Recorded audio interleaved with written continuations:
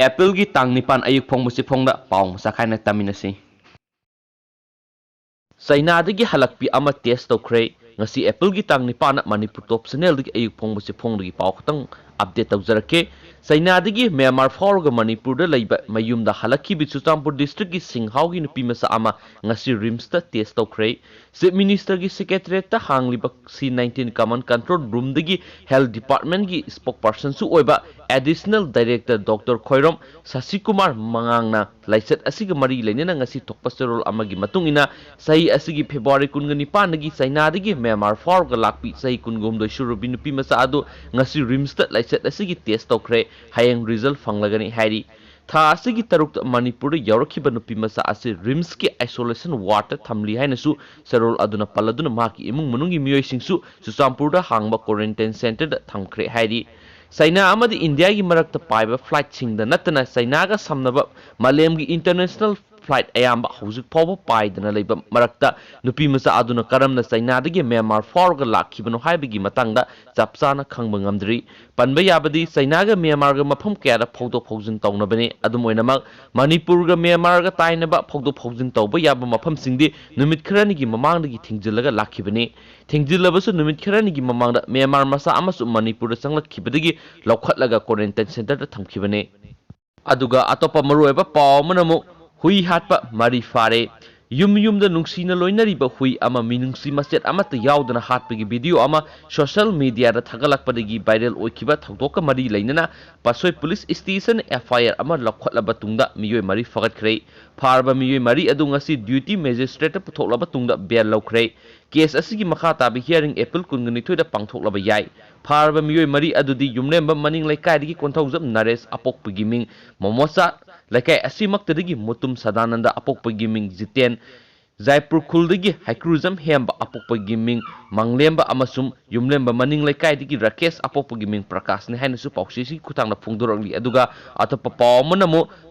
lockdown gi matam sangdoklaba yai sathiraba laina laichat C19 laichat laksinabagi pandamda laibaki mafam sinba tungna sathariba lockdown gi matam serol ama sangdoklaba yai haina senior officer amana phungdokre Union Health Ministry nadi haujuk pawba lockdown sangdoknaba warep lawba laitri haina phungdokhi March 15 dagi haurogi April 10 ga mari fawba laibaki mafam sinba tungna lockdown tawduna khodong thiningai oireba laina laichat asit laksinaba thorong lokhotuna lakli Uttar Pradesh, Telangana, Maharashtra amasum Karnataka na singbu state kharana April 10 marigi matungna makhatana lockdown thamduna C19 laksinaba thorong lokhotningbagi apamba phungdoknarakhi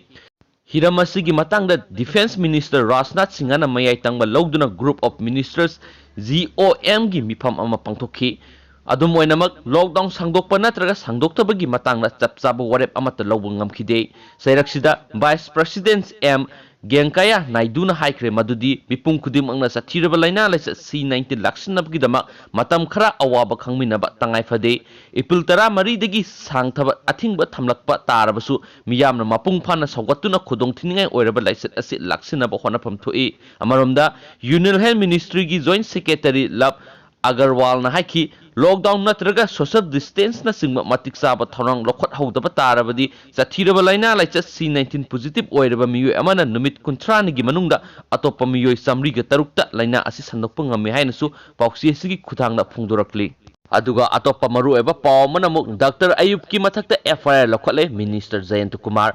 Delhi gi Nizamuddin na pangthokpa lainingi thoram amada saruk yarubadagi C19 positive oiduna hauzik layeng sathariba miyoi ama layeng lamri haiba Peace Hospital and Research Center gi Dr. Ayub Ali Khan gi mathakta Porompat Police na FIR ama lokhotle haine Health Minister and Jayant Kumar gi sairul amana phungdurakli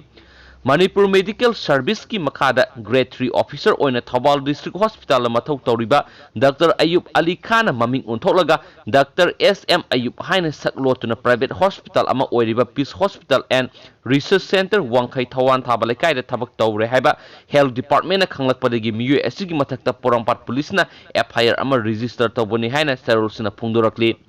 Manipur lenga ki employee ama oiriba miyoi asi Manipur Nursing Home and Act Regulation Registration Act Khonggaung naduna Lanai Hospital thabak tawrambagi damakta Peace Hospital and Research Center dasu show cause notice ama thakibaga loinana Manipur lenga ki professional norm khonggaung nabagi damakta Dr. Ayub Ali Khan dasu show cause notice pikre haina serolsina makhatana phungdorakli Indiagi wangbagi pau khatang pizage mapalamgi Sainada anauba case amata thengnadre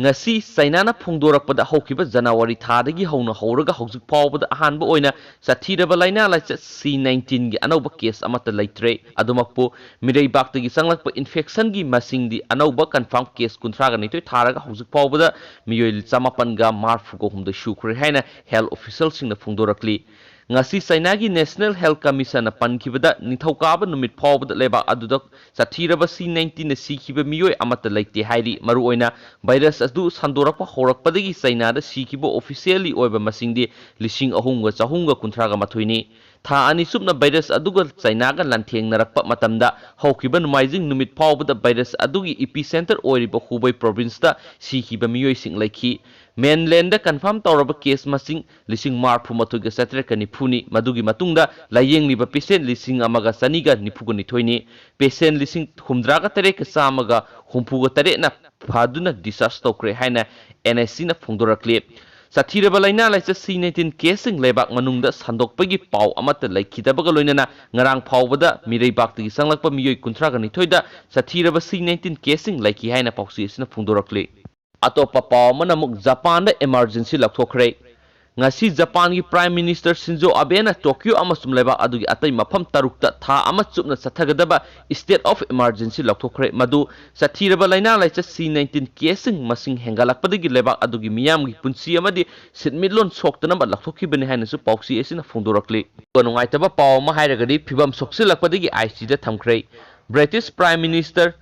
Boris Johnson mangonda laiba C19 virus ki layong henjilakpadagi oxygen support piraba matungda intensive care da thamkhre laiset adu sandorakpaga loinana government ki daita khudima ma ki foreign minister na puragani hairi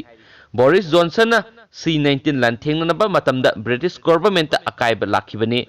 United Kingdom da khwaidagi sathiba laisat ki marakta lanthengnari masagi sai yankhai gi mga suraba Johnson santom tawki mahak nomaizing numit ki athengba sarukta House of Commons tagi sathiraba C19 layong sing thengnaduna temperature wangba amadi lokhubadagi intensive care unit ta thamlakhibani haina su pausi sigi kuthangna phongdorakli aduga atopa maru eba paw manamu US da hidak langthak thadokpa yaningde All India Youth Federation na thadorokpa serol amada Trump amasu Modi government na India dagi US da hidak langthak sing thadokna bo warep lokhibadu yaningde hairi Malemgi atai mafamgumna United States nasu sathiraba C19 laichat sandorakpa lanthengnari US President na C19 phanaba layeng sathabada generic medicine ngamgani haina thajari India haibasi generic medicine chawna sungbugi manungda ama oiri hairiba hidak makhal asi sijinaduna malaria bu mai pakna laksinba ngamkhibagi damak India bu su khangnari bane US President Donald Trump thawong adu imperative oiba mawongni mahakna India da United States ta hidak langthak thajil au haiba yadrabadi madugi phal phangani haina kialakhi pungkharagi matungda Modi government na hidak adugi mathakta thamlamba athingba lokthokna US da hidak thajinaba warep lokhi AIYF na thajabadi hidak langthak thadokpa haibasi miyoibagi minungsi yenglaga sathaba thawongni adubu thawdo asina India gi miyoisingi punsigi mamalgo onabadi tawroidabani numit khudingi oina leba asida C19 case masing hengalakpana hidak langthak kaya gi tangai phadaba chawna lakli maramaduna US natraga atai leba amatada generic medicine adu thadok loidabani haina palli leba asida hauji ki oina C19 virus laichatna lanthengnabada personal safety gi potlamsing ventilator amasu matik chaba hidak sing watpigi awaba mayoknari maramaduna Modi government na US da hidak langthak sing thadoknaba lawkhibu warep adu akan mamongda yaningdaba phungdokpham thokpane Trump langa ki oi subnam gi thawong AIYF na kana yaningde maduda natana mikithi oiraba Modi government na hidak langthak thadokpagi athingba thamlamba lakthokiba adu yaningdaba phungdokli government na lokhibu warep adu hondoktuna laibak asida medical infrastructure sing hena phakatnaba honabada miyeng changnaba demand tawri haina su pausi asina phungdorakli